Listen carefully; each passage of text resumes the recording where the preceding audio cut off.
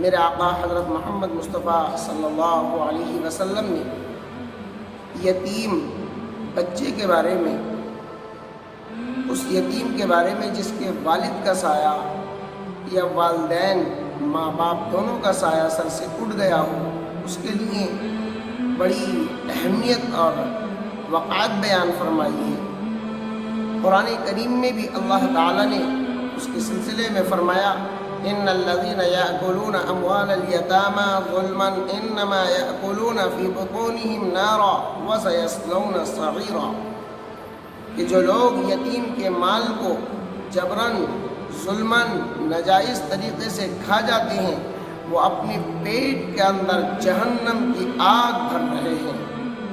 یتیم وہ بچہ کہلاتا ہے، وہ بچی کہلاتی ہے جس کے باپ یا ماں باپ دونوں کا سایہ اس کے بالغ ہونے سے پہلے سر سے اٹھ گیا ہو،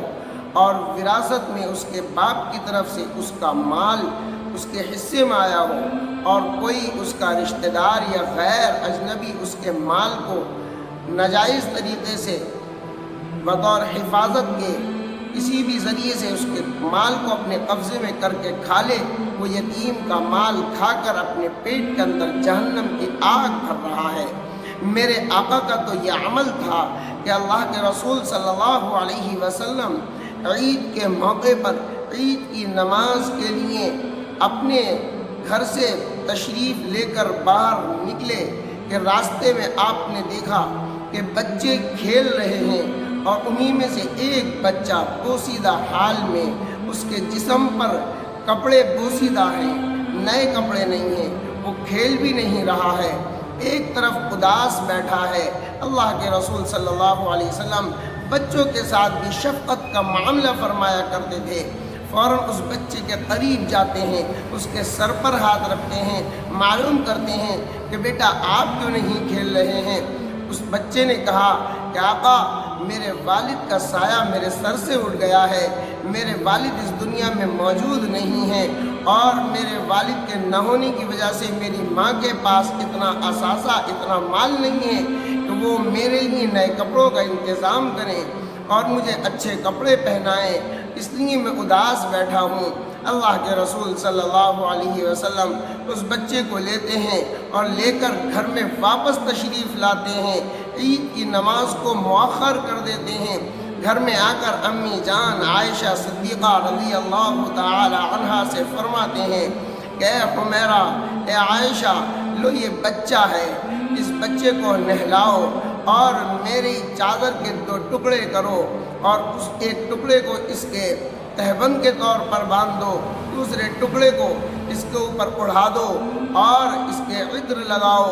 اس کے سرما لگاؤ، سر میں تیل لگاؤ، خوشبو لگاؤ، اور تیار کرا کر اپنے ساتھ لے کر اللہ کے رسول صلی اللہ علیہ وسلم عیدگاہ تشریف لے جاتے ہیں، جہاں صحابہ کرام عید کی نماز کے لیے منتظر ہے۔ عیدگاہ میں جا کر ممبر پر آپ تشریف فرما ہوتے ہیں، اس بچے کو اپنے ساتھ بٹھا لیتے ہیں اور صحابہ کرام سے حکم فرماتے ہیں کہ لوگوں یہ یتیم بچہ ہے، اور اس طرح کسی یتیم بچے کی جو دنیا کے اندر کفالت کرے گا، اس کی دیکھ ریکھ کرے گا، اس کی خبرگیری کرے گا، اس کے سر پر شفقت کے طور پر ہاتھ پھیرے گا، اس شفقت کے ساتھ کہ تیرے باپ کا سایہ سر پر نہیں ہے، ہم تیری خدمت اور تیری شفقت اس بنیاد پر کر رہے ہیں کہ ہم تیرے باپ کی جگہ پر تیرے سے محبت کرتے ہیں، تو اللہ تعالیٰ اس بچے کے سر پر جتنے بال ہیں، ہر بال کے بدلے اس شفقت کے ساتھ ہاتھ پھیرنے والے کے ایک گناہ کو معاف فرمائیں گے اور اس کو ایک نیکی عطا فرمائیں گے۔ اور پھر آپ نے فرمایا جو شخص کسی یتیم بچے کی دنیا کے اندر کفالت کرے گا، اس کی دیکھ ریکھ کرے گا، اس کی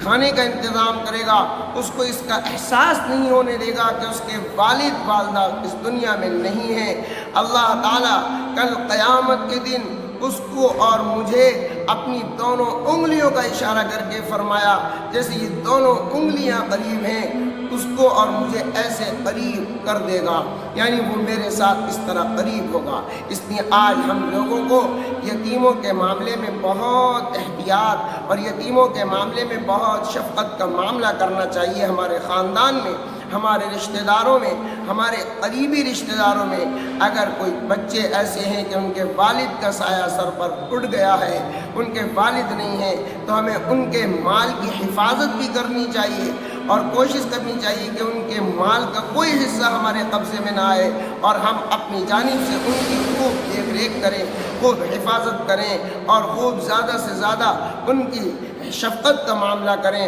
تو اللہ تعالی ہمیں کل قیامت کے دن جنت میں اپنے آقا محمد صلی اللہ علیہ وسلم کی معیت اور رفاقت نصیب فرمائے گا۔